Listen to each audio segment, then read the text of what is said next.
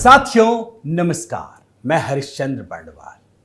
लोकसभा चुनाव का सबसे महत्वपूर्ण चरण, इसका चुनाव कल होने जा रहा है दोस्तों। ये चौथा चरण है और इसी से भारत का भविष्य तय होने वाला है।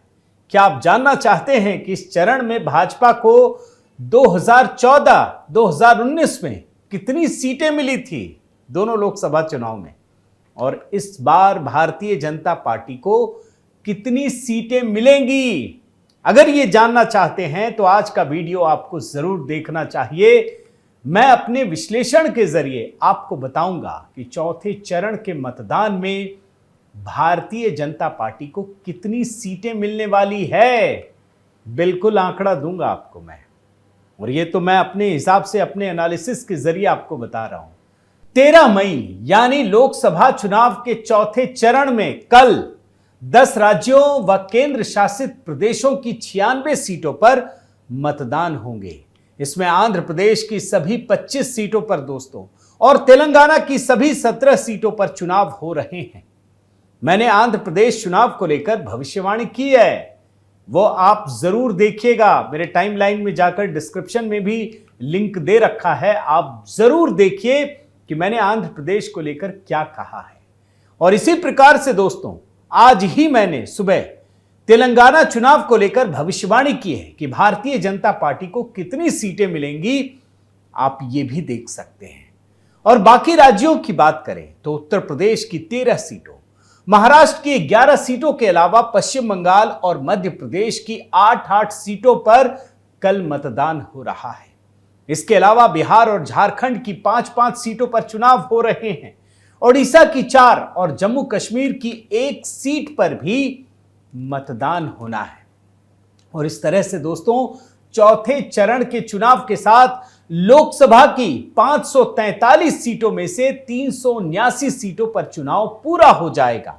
और इसके साथ ही राजस्थान, गुजरात, छत्तीसगढ़, कर्नाटक, केरल, मेघालय, तमिलनाडु, मिजोरम, नागालैंड, उत्तराखंड, त्रिपुरा, अंडमान निकोबार, पुडुचेरी, लक्षद्वीप, सिक्किम, त्रिपुरा, असम, गोवा, दादर नगर हवेली और दमन दीव की सभी लोकसभा सीटों पर चुनाव पूरे हो जाएंगे। चौथे चरण में यानी कल दोस्तों जिन 96 सीटों पर चुनाव हो रहे हैं वो सीटें आप इस रिपोर्ट में देख सकते हैं। अब एक एक नाम लूंगा तो ये वीडियो बेवजह काफी बड़ा हो जाएगा, इसलिए मैं नाम नहीं ले रहा, आप इस रिपोर्ट में देख सकते हैं। इन सीटों पर करीब 1700 से अधिक उम्मीदवार मैदान में हैं। और इन सभी 96 सीटों पर दोस्तों 2019 के लोकसभा चुनाव में भारतीय जनता पार्टी ने 42 सीटें जीती थी। 96 में 42 सीटें, और कांग्रेस ने कितनी? सिर्फ 6 सीटें। अब मैं 2014 के भी आंकड़े देता हूं। इन 96 सीटों में भाजपा को 38 सीटें मिली थी और कांग्रेस को सिर्फ 3। और 2019 में याद रखिए, भाजपा के बाद इस चरण में सबसे अधिक सीटें जीतने में आंध्र प्रदेश में वाईएसआरसीपी को मिली थी। कुल 22 सीटें इस पार्टी ने जीती थी। लेकिन जिस तरीके से तेलंगाना में भाजपा ने अपनी रणनीति बनाई है और आंध्र प्रदेश में जनसेना और तेलुगु देशम के साथ मिलकर चुनाव लड़ रही है, उससे साफ है दोस्तों कि भाजपा इन दोनों राज्यों में अपने दम पर कम से कम 15 सीटें लेकर आ रही हैं, जो 2019 की तुलना में करीब 11 सीटें अधिक है। इस चरण के चुनाव में दोस्तों 2019 में भाजपा ने 43 सीटों पर 40% से अधिक मत प्राप्त किए थे। मैंने एनालिसिस किया, मैंने देखा है। और कांग्रेस की बात करें तो इतनी ही सीटों पर 10% से कम मत प्राप्त किए थे। इसका मतलब यह भी है कि 43 सीटों पर भाजपा 40% से अधिक 42 सीटें जीत चुकी है। यानी एक सीट ऐसी भी है जहां 40% मत पाने के बाद भी भाजपा हार गई।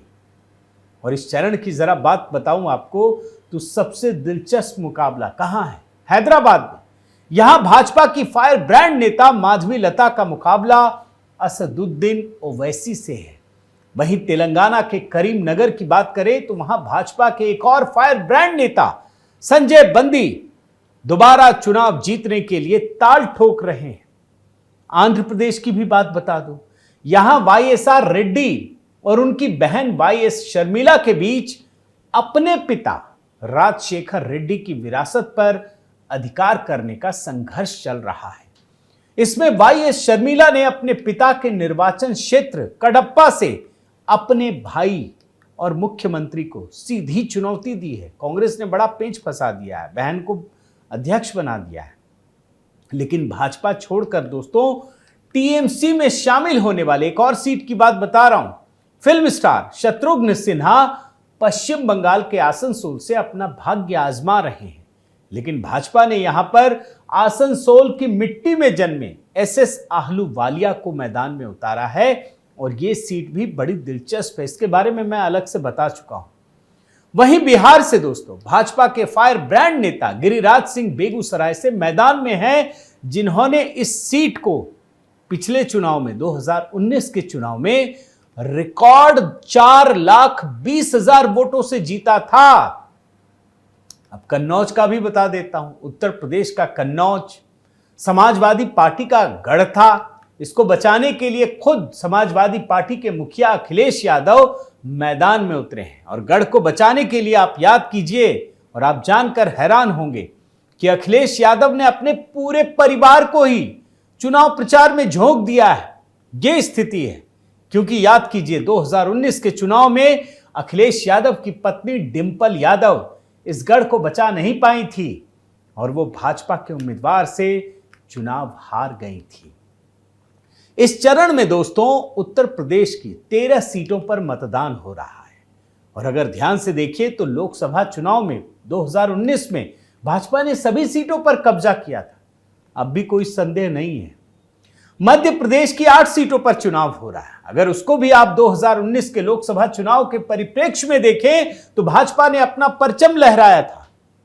पश्चिम बंगाल की 8 सीटों पर चुनाव हो रहा है और 2019 के हिसाब से देखें तो इन 8 सीटों में से 4 सीटें कृष्णानगर, वर्धमान पूरब, बोलपुर और बीरभूम की सीटों पर 2019 में टीएमसी ने कब्जा किया था, जबकि 3 सीटों राणाघाट, वर्धमान, दुर्गापुर और आसनसोल पर भाजपा ने कब्जा किया था। वहीं बहरामपुर की एक सीट भी है जिसे कांग्रेस ने जीता था, यहीं से यूसुफ पठान को उतारा गया है।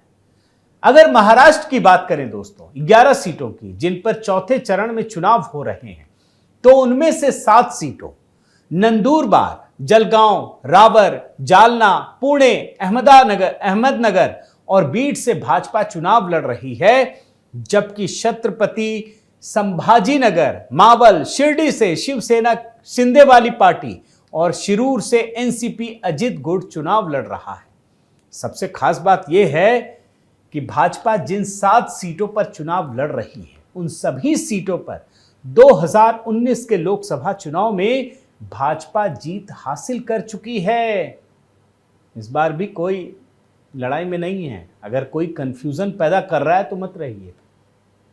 लोकसभा चुनाव के इस चौथे चरण में भी दोस्तों एक कॉमन फैक्टर, यह चुनाव या तो प्रधानमंत्री मोदी के समर्थन में या विरोध में, इसीलिए मतदान होगा। और जिस तरह से प्रधानमंत्री मोदी के लिए देश में एक अंडर करंट चल रही है, उसे देखते हुए इस चरण में भी भाजपा को अपने दम पर कम से कम 55 सीटें और गठबंधन के साथ 65 से 70 सीटों के मिलने का अनुमान लगाया जा सकता है। अब आप सोचिए, मैंने आपको बहुत डेप्थ में इसलिए नहीं लेकर गया ताकि बहुत बड़ा वीडियो ना हो जाए, लेकिन जो मेन पॉइंट है वो मैंने आपको बताने की कोशिश की है कि 2019 में भाजपा को 42 सीटें मिली थी, लेकिन मेरी भविष्यवाणी ये है कि इस चरण में कम से कम 55 सीटें भाजपा को मिलने जा रही है और गठबंधन की बात करें तो 65 से 70 सीट। उम्मीद करता हूं दोस्तों आप मेरे एनालिसिस से सहमत होंगे। अगर आपके मन में कोई दूसरा विचार है तो आप जरूर, मैं आपसे निवेदन करता हूं कि आप भी लिखिए। ये एनालिसिस क्यों योगेंद्र यादव जैसे लोगों के भरोसे जो सिर्फ एक तरफा बात करते हैं। आप जिस इलाके में, उस इलाके के बारे में लिखिए, बताइए, ताकि हम एक दूसरे के साथ संवाद के जरिए नई चीज समझ सकें। तो बहुत बहुत धन्यवाद दोस्तों। आपसे निवेदन करता हूं कि आप लाइक कीजिए, इस वीडियो को शेयर कीजिए, कमेंट कीजिए, सोशल मीडिया पर शेयर कीजिए और बेल आइकन ज़रूर दबाइए। और हाँ, कल ही मैंने एक नया गीत HB मेलोडी पर अपलोड किया है, वोट दो, ज़रूर देखिएगा और उस पर भी कमेंट कीजिएगा। बहुत बहुत धन्यवाद। जय सिया राम।